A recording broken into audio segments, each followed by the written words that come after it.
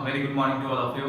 तो last class में हम लोग इलेक्ट्रोकेमिस्ट्री में गैल्वेनिक सेल पढ़े थे। गैल्वेनिक सेल पढ़ने के बाद उसके बाद हम लोग एसएचसी पढ़े थे, स्टैंडर्ड हाइड्रोजन इलेक्ट्रोड, और उसके कुछ क्वेश्चंस देखे थे to calculate the E cell. In this video we are also going to do some examples regarding to calculate E cell. Okay, तो ई सेल निकालने के लिए कुछ क्वेश्चंस यहाँ पे फिर से देखते हैं। ई सेल तो क्वेश्चंस है प्लैटिनम, ये पोर्शन दिया हुआ है यहाँ Br minus, this is given Br minus 0.01 molarity.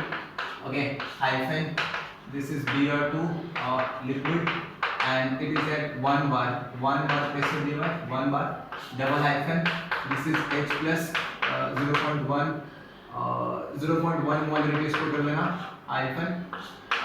Hyphen is slash. ये portion H2 gaseous 1 bar. ये question, this is platinum, this is the question. ये क्वेश्चन हमारा क्वेश्चन है कि प्लैटिनम में Br-1 concentration is given 0.01 concentration molarity slash Br2 in liquid phase 1 बार पे double slash और H plus concentration 0.1 molarity दिया हुआ है, H2 गैसेस फेज में 1 बार एंड प्लैटिनम दिया हुआ है। दिस इज प्लैटिनम, ये पोर्शन दिया हुआ है। This is the question given, ये क्वेश्चन गिवन है। अभी हमें यहाँ से निकालना है सेल पोटेंशियल।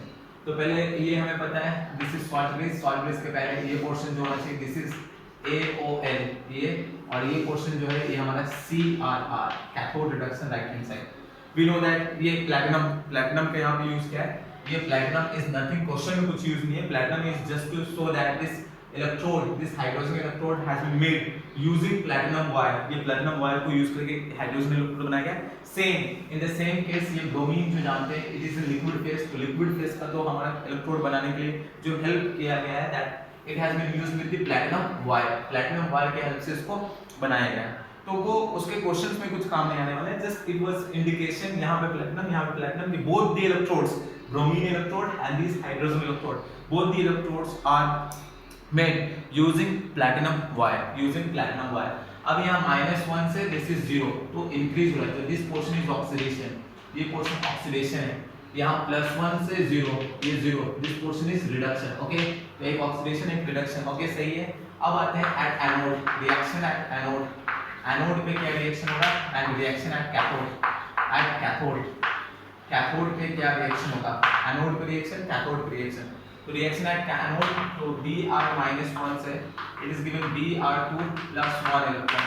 इसको बैलेंस करने के लिए यहाँ पे हाफ मल्टीप्लाई कर देते हैं। Br-1 गिव्स दिस पोर्शन, ये हाफ मल्टीप्लाई कर सकते हैं, या सिंपली वी कैन गिव 2 यहाँ पे, और यहाँ पे हम लोग 2 दे सकते हैं। एक ही बात है, दोनों सेम आएगा, फाइनल सेम ही आएगा।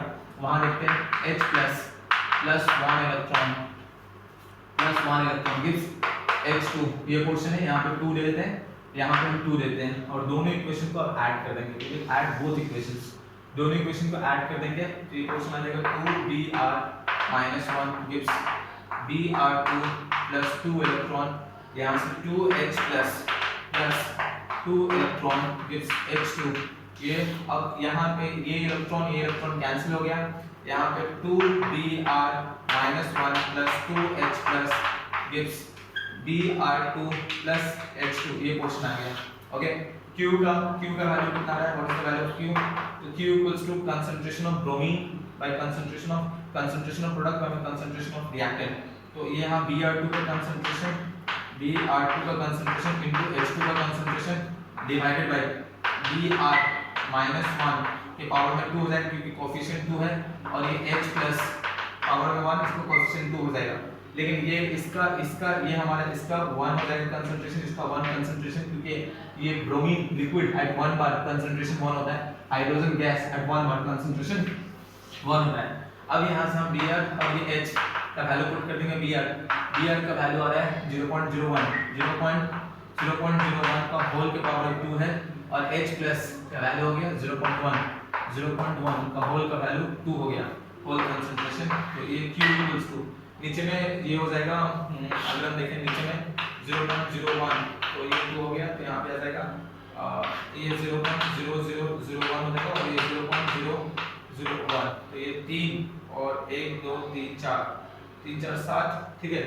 ये हम इसका निकाल देंगे Q का वैल्यू, ये नीचे में आएगा 0.01 * 0.01 * 0.1 * 0.1 1 2 3 4 5 6 2 2 4 2 6 10⁶ हो जाएगा 1 बाय यहाँ देखेंगे ये आ जाएगा ऊपर डेसिमल हटाएंगे तो आएगा 10⁶।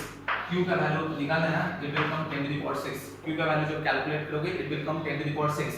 अब ई सेल निकालते हैं तो ई सेल के लिए फार्मूला पुट करेंगे e not right minus e not left minus 0.0591 by n का वैल्यू 2 है, यहाँ पे 2 इलेक्ट्रॉन कैंसिल है, value of n is 2 log base के q के जगह पे 10⁶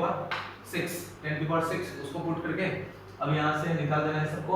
यहाँ से e नॉट राइट में कौन सा हाइड्रोजन तो उसका वैल्यू 0 हो जाएगा, माइनस जो ब्रोमीन है उसका वैल्यू यहाँ पे पुट कर देना। बुक में देखें ना page number 69 old addition book, new addition book में पेज नंबर 71 और ये आगे आ जाएगा -6 * 0.0591 बाय 2 हो जाएगा, log 10 1 हो जाएगा। ठीक है, यहाँ से इसको कैलकुलेट करेंगे 3 और ये जो वैल्यू आएगा इसको कैलकुलेट करेंगे।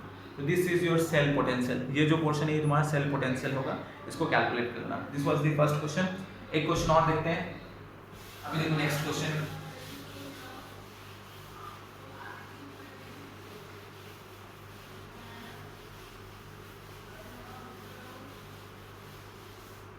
नेक्स्ट क्वेश्चन देखते हैं इसको। अभी नेक्स्ट क्वेश्चन में क्या है,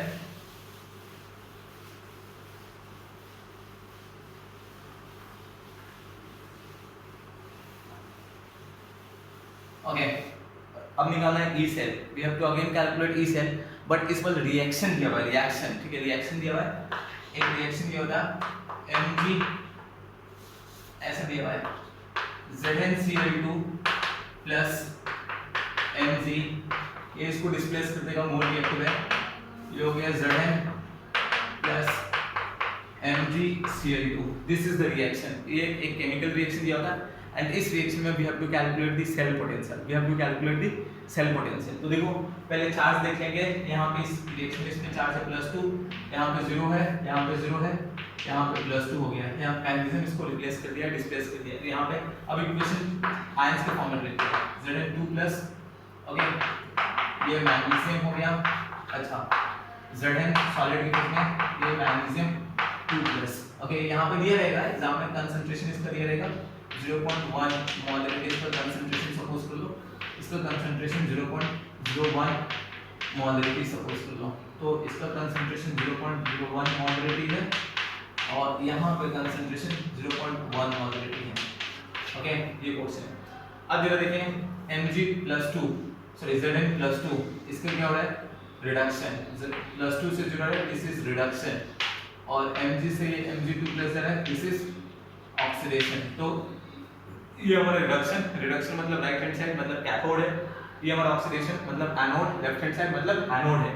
अब इसमें दो बिट होता है, दो बिट क्या है, पहला बिट पूछ सकते हैं write the cell representation and second bit पूछेगा ई सेल निकालने के लिए। ओके ई सेल निकालने के लिए तो सेल रिप्रेजेंटेशन, इसको सेल रिप्रेजेंटेशन के फॉर्मेट में लिखना है, सेल रिप्रेजेंटेशन।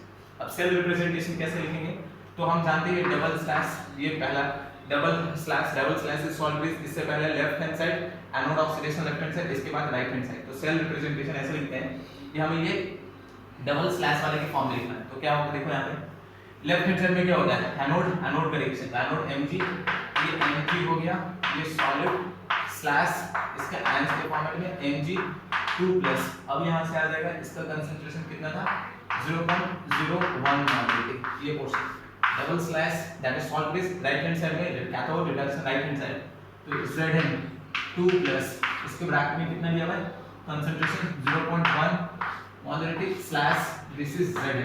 तो this is the cell representation, ये जो लिखना है ये सेल रिप्रेजेंटेशन है। सेल रिप्रेजेंटेशन हमारा ये पोर्शन जो है दिस इज सेल रिप्रेजेंटेशन, इसको हम बोलते हैं सेल रिप्रेजेंटेशन। सारा क्वेश्चन जो था इस फॉर्मेट में यहाँ से सेल निकालना था, ये सेल निकालना था। तो ये इक्वेशन ये होता है, ये कंपाउंड्स के फॉर्म में था, मेटल के फॉर्म में, फिर ये उसको डिस्प्लेस कर दिया, ये आ गया। तो कंपाउंड्स को पहले आयंस में चेंज करेंगे, आयन में चेंज करने के बाद हमेशा सेल रिप्रेजेंटेशन होगा। तो क्वेश्चन इस फॉर्मेट में हो सकता है या क्वेश्चन इस फॉर्मेट में डायरेक्ट होता है, ये भी क्वेश्चन होता है।